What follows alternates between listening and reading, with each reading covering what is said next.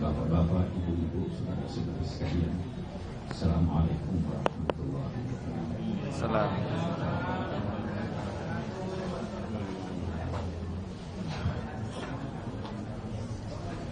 Malam ini kita berkumpul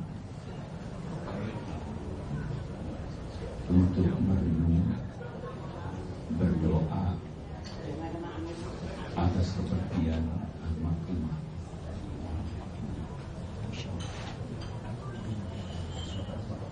Empat puluh hari sudah sejak kepergian, atau lebih tepat sejak kepulangan.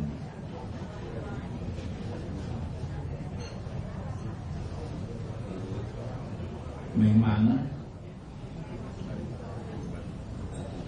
dalam banyak pandangan ulama dan tradisi budaya masyarakat, termasuk masyarakat Islam di Indonesia, itu melakukan peringatan doa pada hari ke-40. Budaya ini kita temukan di Indonesia, di Mesir juga begitu, di Iran yang menganut paham Syiah juga begitu. Itu budaya. Karena agama menganjurkan untuk berdoa kapan saja, bahkan kalau dapat setiap selesai sholat. Bahwa 40 itu dibudayakan karena ulama-ulama kita menemukan sekian banyak teks keagamaan yang menggambarkan kesempurnaan melalui angka 40. Kita kenal haji ada salat 40 kali intinya. Kita kenal zakat itu 1/40, 2,5%. Kita kenal Allah Subhanahu wa ta'ala mengangkat Nabi Muhammad pada usia 40. Kita tahu di dalam Al-Quran dinyatakan bahwa usia kesempurnaan manusia itu adalah 40 tahun. Kita tahu ada hadis Nabi mengatakan siapa yang menghayati dan mengamalkan 40 hadis, maka mereka akan dibangkitkan kelak di hari kemudian bersama para ilmuwan dan ulama. Kita kenal dalam Al-Quran disebutkan bahwa Allah pernah menjanjikan kepada Nabi Musa untuk dalam 2 tanda petik bertemu dengan Allah.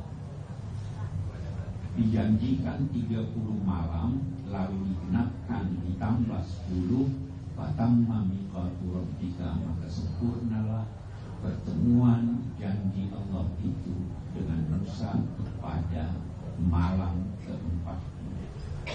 Jadi apa yang dimaksud? Itu sedikit dari banyak angka 40 yang disebutkan oleh para ulama atau yang kita temukan dalam teks-teks keagamaan. Sekali lagi saya ingin garis bawahi bahwa itu budaya dan hasil pemikiran manusia, walaupun yang dituntut dari kita adalah mendoakan orang-orang tua kita, saudara-saudara kita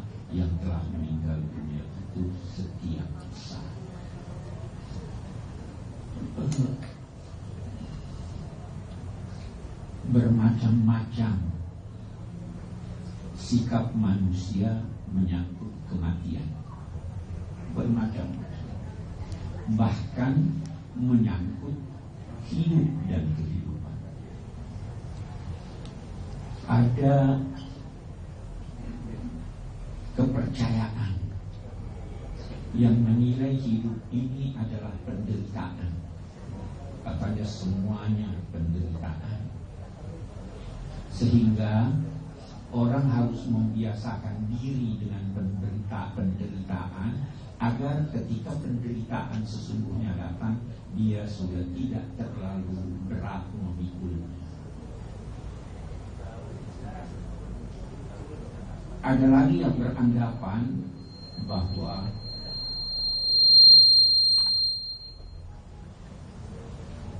kematian itu ketiadaan. Kematian ketiadaan. Sehingga mereka sangat-sangat memperhatikan hidup duniawi. Dan mereka itu berkata bahwa karena kematian adalah ketiadaan dan kita hanya hidup sekali di dunia ini, maka lakukanlah apa saja yang Anda senangi tanpa mempertimbangkan apa atau siapapun. Yang penting Anda senang. Itu faham yang ini berkembang di beberapa negara yang mereka namakan faham eksistensialisme. Buat kita umat Islam,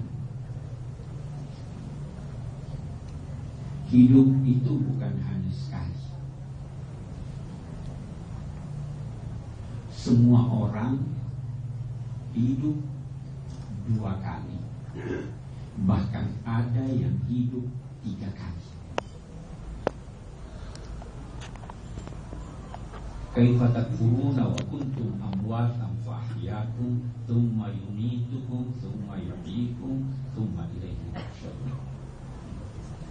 Bagi kita umat Islam, kematian itu adalah nikmat.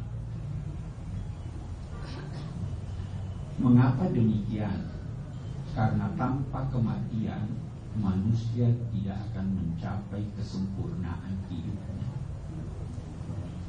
Itu sebabnya hidup yang ketiga itu dinamai oleh Al-Quran hidup sempurna. Wa anna daral akhirata lahiyal hayawan. Sesungguhnya kehidupan di akhirat itu adalah kehidupan yang sempurna. Ada orang-orang yang dibangkitkan di akhirat nanti tidak mendapatkan kehidupan sempurna itu, sehingga dia dinilai tidak hidup tapi juga tidak mati. Apa itu ayat? La yamutuna fiha. Di sana mereka tidak hidup, tetapi tidak juga mereka mati. Kita berkeyakinan bahwa manusia tidak bisa mencapai kesempurnaan hidupnya kecuali melalui kematian. Dari sini kematian adalah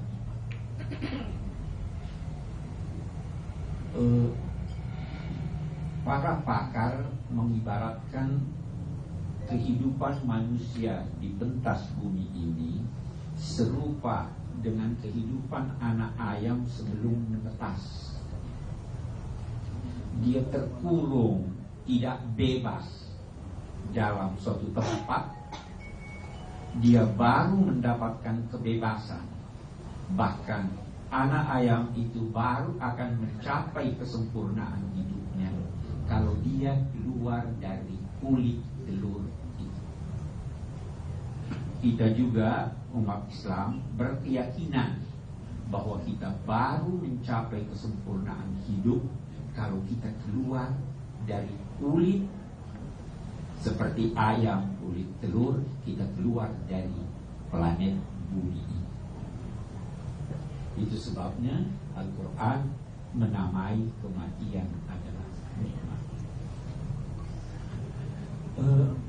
Hidup ditandai oleh 3 hal. Yang pertama gerak, yang kedua tahu, dan yang ketiga rasa. Sesuatu yang tidak bergerak oleh dirinya sendiri tidak hidup.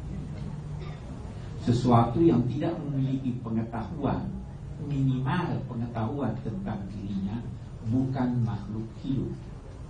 Sesuatu yang tidak merasa, dia tidak hidup. Semakin banyak pengetahuan, semakin bebas gerak, semakin peka perasaan, semakin berkualitas hidup.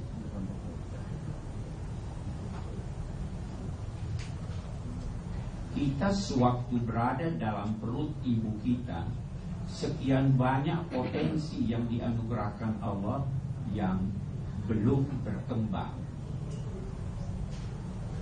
Dalam perut ibu kita sudah punya mulut, tapi kita tidak makan melalui mulut. Dalam perut ibu kita sudah punya telinga, sudah punya mata, tetapi nanti beberapa saat setelah kelahiran kita di permukaan bumi ini, baru mata kita berfungsi. Itu pun fungsinya belum maksimal. Fungsi mata itu baru maksimal menjelang kematian dan setelah kematian. Sekarang kita belum bisa lihat malaikat. Sekarang kita belum bisa melihat surga dan neraka. Tetapi Al-Quran menyatakan ketika datang kematian, basarukal yawma hadid, pandanganmu saat ini amat tajam. Itu sebabnya tidak jarang kita melihat atau mendengar orang-orang menjelang kematiannya berkata, itu ayahku, itu ibuku, itu saudaraku telah datang menjemput. Tidak jarang kita melihat mereka mengulurkan tangan bagaikan berjabatan tangan. Kita tidak tahu atau kita tidak lihat apa yang terjadi, tapi mereka telah melihat sesuatu yang kita tidak lihat. Al-Quran menyatakan, fakashafna anka ghita'aka, mata atau tabir yang selama ini masih menutup matamu, kami angkat sehingga pandanganmu akan menjadi sangat tajam. Jadi orang yang meninggal dunia melihat, dia kematian itu dalam pandangan Islam bukan ketiadaan. Roh masih ada. Dalam 2 tanda petik, roh itu kekal. Yang rusak cuma badan. Wujud orang itu tetap ada. Kalau saya ingin memberi contoh, ketika seorang berkata saya, itu kata saya dia ucapkan dan yang dia maksud adalah dirinya sewaktu dia kecil. Setelah terjadi perubahan, dia menjadi besar dan besar, dia masih berucap saya, walaupun telah terjadi perubahan dalam fisiknya, masih menunjuk dirinya dengan kata saya. Kalaulah dia diamputasi sehingga kakinya dibedah, tangannya dipotong, dia tetap menggunakan kata saya untuk menunjuk dirinya. Dan kalaupun dia telah meninggal dunia, sehingga badannya telah hancur, rohnya masih tetap berkata, saya karena dia benar. Di sisi lain, sebenarnya setiap saat kita mengalami kematian. Setiap saat kita mengalami kematian. Sel-sel yang ada di tubuh kita itu mati. Rambut putih itu rambut yang sudah mati. Bahkan tidur itu dipersamakan oleh Al-Quran dengan mati. Itu sebabnya kita diajarkan doa, Alhamdulillahilladzi ahyana ba'dama amatana wa ilaihi nusyur. Ketika bangun tidur, kita berucap, segala puji bagi Allah yang menghidupkan kami setelah kematian kami. Allah berfirman, Allahu yatawaffal anfusu hina mautiha wallati lam tamut fi manamiha. Allah mewafatkan jiwa pada saat kematiannya dan pada saat tidurnya. Yang diwafatkan saat kematiannya, rohnya ditahan di sisi Allah. Sedangkan yang diwafatkan pada saat tidurnya, rohnya dikembalikan untuk dia berada lagi dalam pentas bumi ini, menarik dan meneruskan nafas.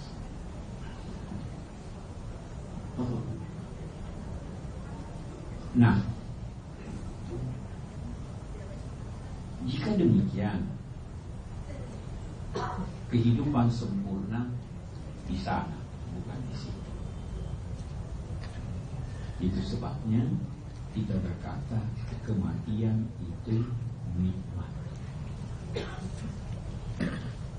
Memang ada orang-orang yang takut mati. Saya kira kita semua takut mati, ya. Tapi ada yang berlebihan dalam ketakutannya.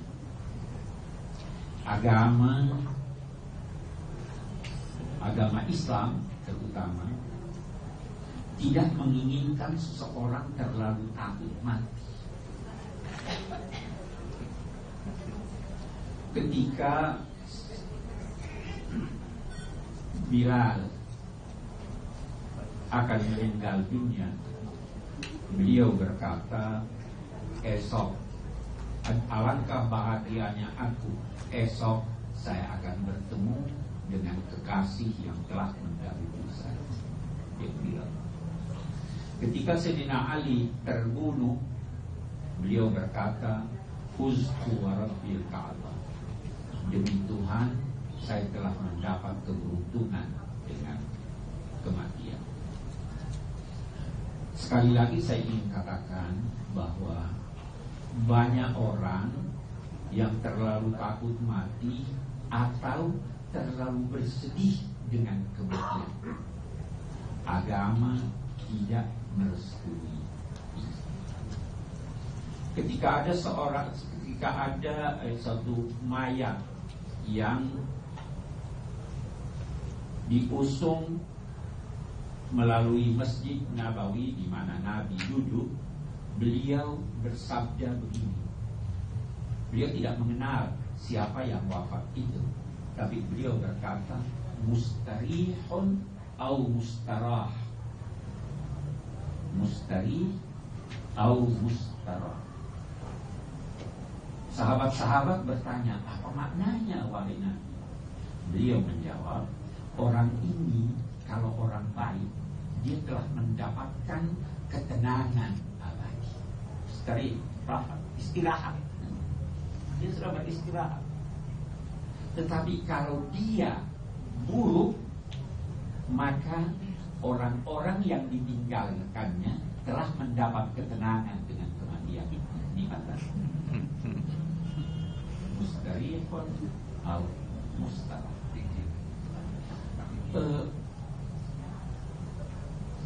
Sekali lagi saya ingin katakan bahwa agama datang untuk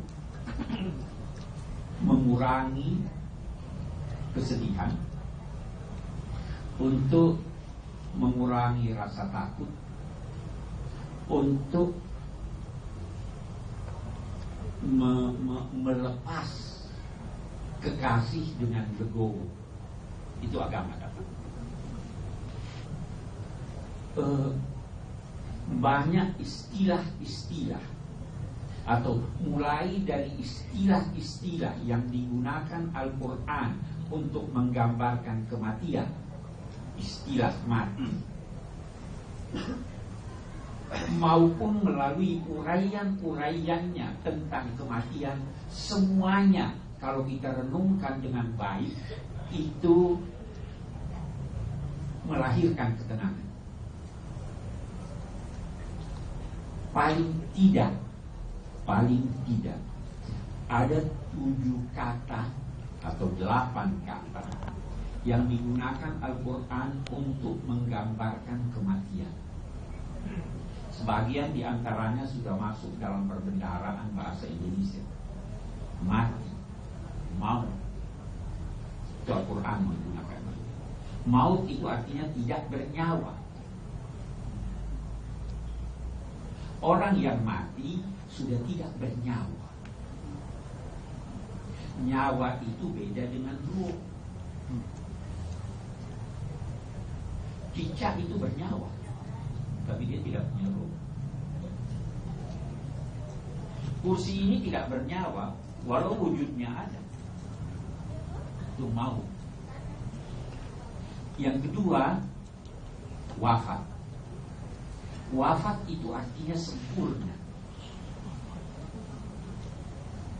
Innama tuwaffawna ujurakum yaumal qiyamah. Nanti pada hari kiamat disempurnakan ganjaran kamu. Ganjaran dan balasan yang didapat di dunia ini baru wajar. Kesempurnaannya di sana. Di sisi lain, kematian dinamai wafat karena sudah sempurna keberadaan yang bersangkutan dalam kehidupan dunia. Sudah sempurna, tidak bisa ditambah.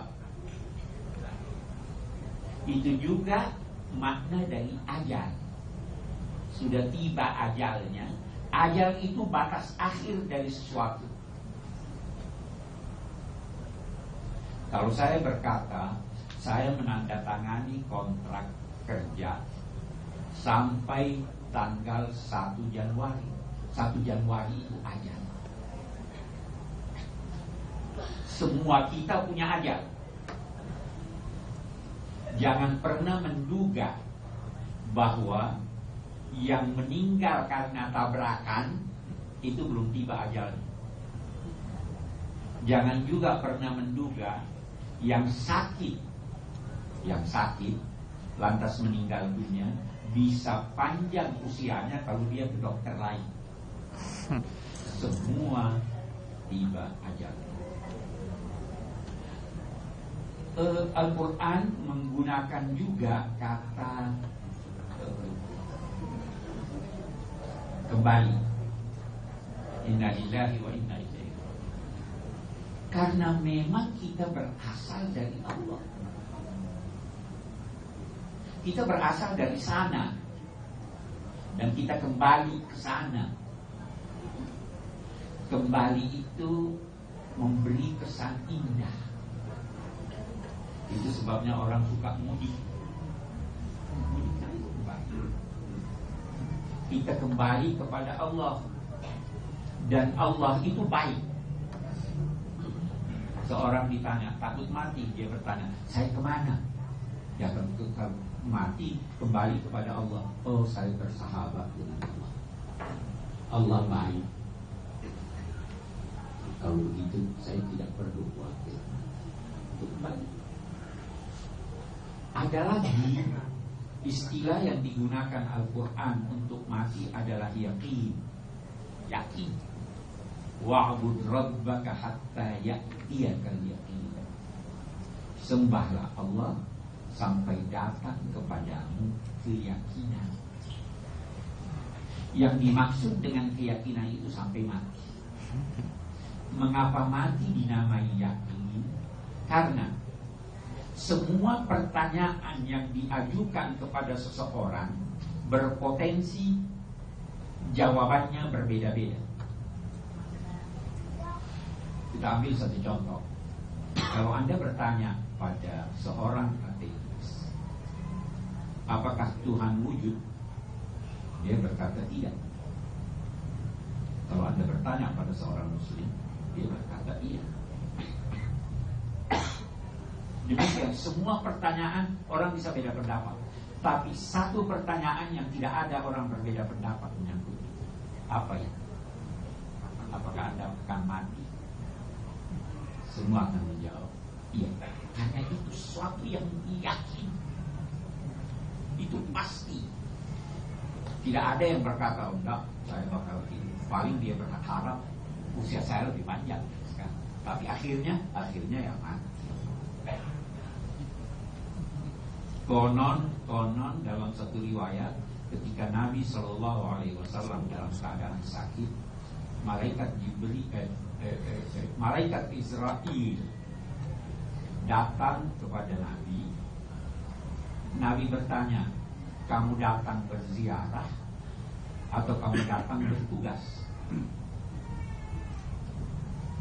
Malaikat itu menjawab, saya ditugaskan Allah untuk bertanya kepadamu. Kalau engkau ingin bertemu dengan Allah, saya ditugaskan mengambil rohmu. Kalau engkau masih akan hidup, Allah akan memberimu usia sepanjang usia Nabi Nuh.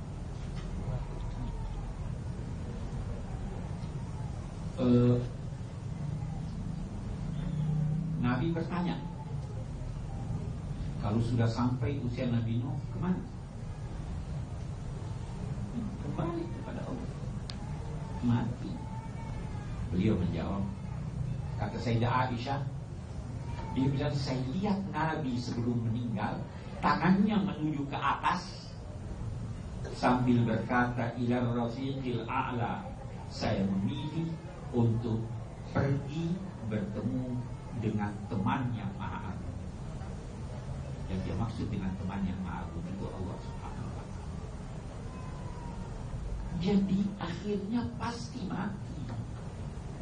Nah, karena itu ulama berkata, daripada Anda terlalu takut mati, siapkanlah diri menjemput kematian itu. Para pakar berusaha mencari apa sebabnya orang terlalu takut mati. Padahal agama tidak menakutkan orang sebagaimana cara sementara kita atau sementara ulama menakut-nakuti kita tentang kematian. Al-Quran berkata mati sama dengan tidur. Ada seorang filosof Jerman itu berkata mengantuk itu enak. Apa yang lebih enak dari mengantuk? Itu. Apa yang lebih enak dari tidur? Faktor ekstern yang menjadikan dia tidak enak. Ada orang-orang yang berkata begini, itu kalau mati roh dicabut, ya kan? Nazak, dicabut roh. Memang ada yang dicabut, tapi ada juga yang dielus-elus sehingga tertidur nyaman. Itu Al-Quran berkata begitu. Wan nazi'ati naz'a wan nasyitati nashta. Ada orang-orang yang diambil rohnya oleh para malaikat sambil mengelus-elus kepalanya. Itu sebabnya saya tidak mendukung riwayat-riwayat yang menyatakan Nabi Muhammad itu mengalami sakaratul maut. Beliau mati dengan tenang. Karena ada orang-orang menurut Al-Quran yang dicabut rohnya dalam keadaan dia senang. Al-Quran terlalu banyak berbicara tentang itu. Fa'amma in kana minal muqarrabin farahun wa raihanun wa jannatu na'im. Kalau orang itu adalah orang yang didekatkan kepada Allah, dia akan mengalami rauh ketenangan. Dia akan mencium aroma harum.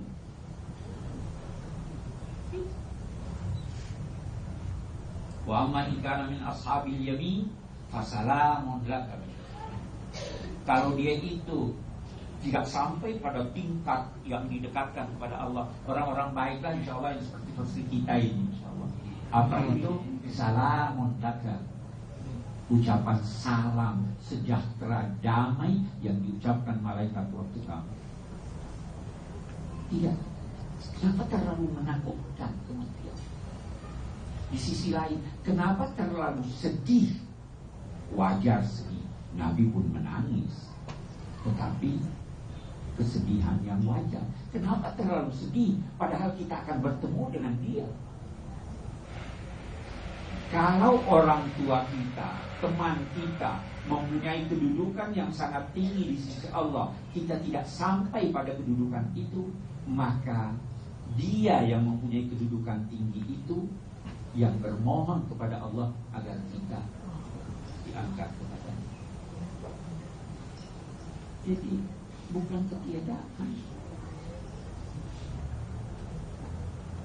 Saya katakan terlalu banyak itu ayat-ayat yang menggambarkan bahwa kematian tidak selalu.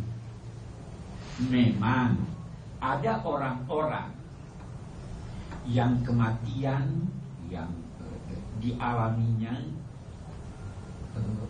sangat berat. Al-Quran pun menyatakan demikian. Walau tara iz yatawaffal ladina kafaru malaikat yadribuna wujuhahum wa adbarahum. Kalau engkau bisa melihat, kalau tabir yang menutup matamu bisa disingkap, kamu akan melihat malaikat-malaikat yang mewafatkan orang-orang kafir. Rohnya tidak mau keluar, karena ditunjukkan kepadanya tempatnya di neraka. Sehingga malaikat menampar wajahnya, menendang belakangnya.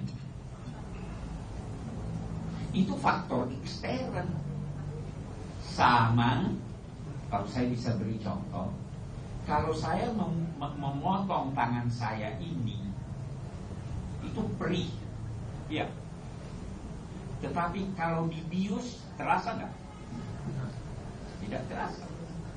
Faktor ekstern yang menjadikan dia tidak terasa. Kalau dikasih jeruk nipis, lebih parah. Itu faktor ekstern. Ini orang kafir, faktor eksternnya begitu. Kalau orang mukmin meninggal, ditunjukkan kepadanya tempatnya di surga. Dia ingin ke sana, dia tenang. Al-Quran menyatakan, innal ladzina qalu rabbunallah tsumma istaqamu tatanazzalu alaihimul malaika alla takhafu wa la tahzanu wa abshiru bil jannati allati kuntum tu'adun nahnu awliya'ukum fil hayatid dunya. Orang-orang yang meyakini bahwa Allah adalah Tuhannya dan konsisten di dalam keyakinan itu, silih berganti, malaikat turun, kata Ibnu Katsir, pada saat wafatnya atau setelah wafatnya, dan berkata, tenanglah, bergembiralah dengan surga yang dijanjikan Allah. Baru malaikat-malaikat itu berkata, jangan khawatir dengan apa yang kamu tinggalkan, kami yang urus mereka. Itu kan ayat Quran. Jadi agama itu berfungsi memberi ketenangan.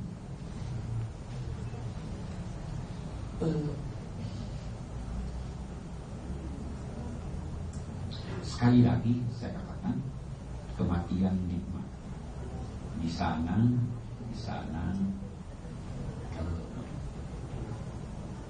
hidup sempurna, pengetahuan bermacam-macam, gerak bebas. Di sana tidak ada lagi sebab, tidak ada sebab. Kalau saya ingin minum, saya perlu minta air minum. Kalau air minum ada di meja saya ingin minum, saya harus bergerak untuk ke sana. Itu sebab untuk meraih itu. Di sorga tidak ada lagi sebab. Tidak ada lagi cemburu. Orang cemburu itu kalau menginginkan sesuatu yang dia tidak dapat. Di sana tidak ada cemburu, karena segala yang diinginkan didapatkan. Jadi hidup sempurna, pengetahuan sempurna, kepekaan tinggi. Kita kalau kita terapkan ini pada almarhumah, salah satu sabda Nabi yang bisa menenangkan semua kita. Apa itu? Nabi bersabda begini: seorang wanita, seorang istri yang salat 5 waktunya, 5 saja, tidak usah hitung tahajud, tidak usah hitung sunnah, salat 5 kali sehari, puasa sebulan di bulan Ramadan, dan suaminya ridha kepada dia, maka dia berpotensi besar masuk surga. Ayyuma imra'atun salat khamsaha wa shamat Ramadan wa radiya anha zawjuha dakhalat.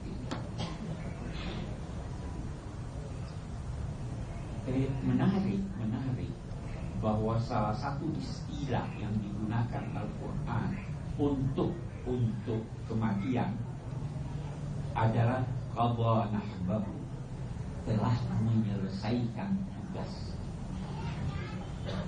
Orang beriman itu kalau mati, kematiannya dilukiskan qadha nahbahu, sudah menyelesaikan tugasnya dengan baik. Minal mu'minin rijalun sadaqu ma ahadullah alaih minhum man qadha nahbahu wa minhum man yantazir. Itu berbeda dengan istilah orang-orang kafir menyangkut kematian. Istilah lain yang digunakan Al-Quran adalah raibal manun, peristiwa-peristiwa alam yang membunuh atau yang mencemaskan. Jangan pernah menduga bahwa peristiwa alam mematikan seseorang. Tidak. Yang mematikan itu Allah. Karena sekian banyak peristiwa alam yang terjadi yang bisa membunuh orang lain, justru tidak membunuh yang lain. Kalau begitu bukan peristiwa alam. Orang musyrik itu yang berkata, mayuhlikuna illa dar, tidak ada yang mematikan kami kecuali perjalanan alam. Tidak. Itu tidak digunakan. Sekian banyak orang pesawatnya jatuh, ada yang masih hidup, ya, karena yang menghidupkan dan mematikan. Bapak-bapak, ibu-ibu, saya kira sekali lagi saya ingin katakan bahwa kita wajar bersedih, tetapi di balik kesedihan perlu ada optimisme. Harus optimis. Kita optimis karena kita yakin, yang pertama, bahwa Tuhan baik. Kita yakin bahwa Dia Maha Pengampun. Kita wajar optimis karena kita yakin bahwa suatu ketika kita akan bertemu. Pasti. Kita wajar optimis karena kehidupan keseharian kita insya Allah direstui oleh Allah.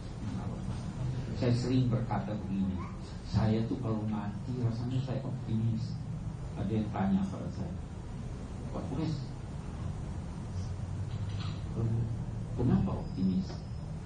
Saya jawab begini, saya tidak mencuri, saya tidak minum, saya tidak berzina. Salat saya insya Allah tidak bolong-bolong.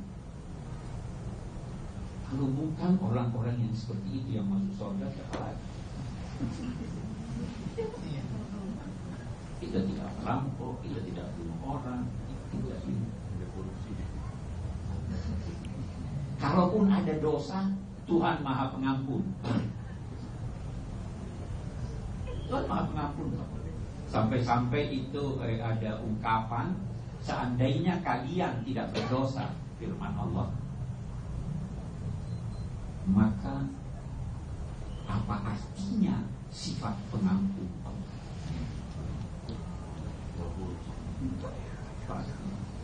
Ada satu orang, diriwayatkan, ada satu orang pada masa Nabi berkeliling Ka'bah. Setiap sampai di sudut Ka'bah, dia berseru, Ya Allah, Ya Karim.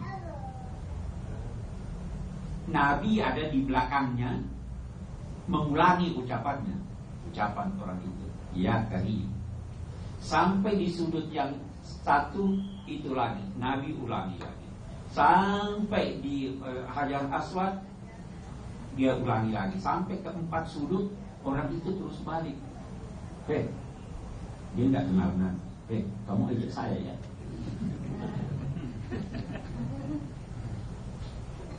Kalau saya ketemu Nabi saya akan laporkan kamu padanya. Terus Nabi bertanya,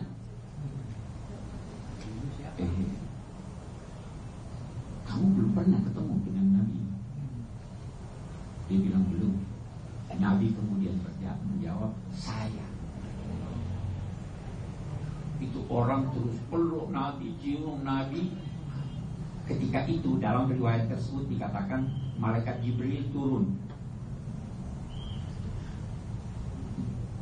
menyampaikan pada Nabi, ada pesan Tuhan, sampaikan pada orang itu, apakah dia juga kalau dia berkata Ya Karim, saya sudah ampuni dia, saya masih tetap akan menuntut. Nabi menyampaikan kepadanya, ini ada. Itu orang berkata begini, kalau Tuhan tuntut saya juga tuntut dia. Bagaimana kamu mau tuntut? Kenapa dia namai dirinya Karim? Kenapa dia namai dirinya Ghafur kalau dia tidak mau mengakui saya? Itu kata Allah. Optimis. Di sana lebih hebat dari di sini. Hanya kita ingin mendapat tempat yang lebih hebat di sana, sehingga kita dilarang minta mati. Jangan minta mati. Hidup ini sangat berharga. Kita isi dia dengan hal-hal positif supaya kita dapat tempat yang lebih baik di sana. Kalau kita dapat tempat yang lebih baik di sana, mudah-mudahan teman-teman kita, anak cucu kita yang tidak sampai derajatnya kepada kita, digabung dengan kita. Itu yang diterangkan oleh Al-Quran sebenarnya tentang kematian.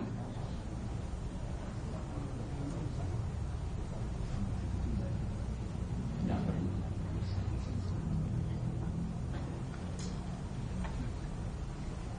Jadi bapak-bapak, ibu-ibu, optimis.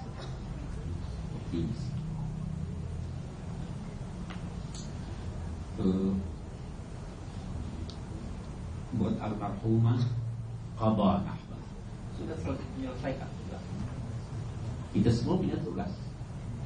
Allah ambil kita pada waktunya, lalu dia lihat tugasnya sudah selesai atau tidak.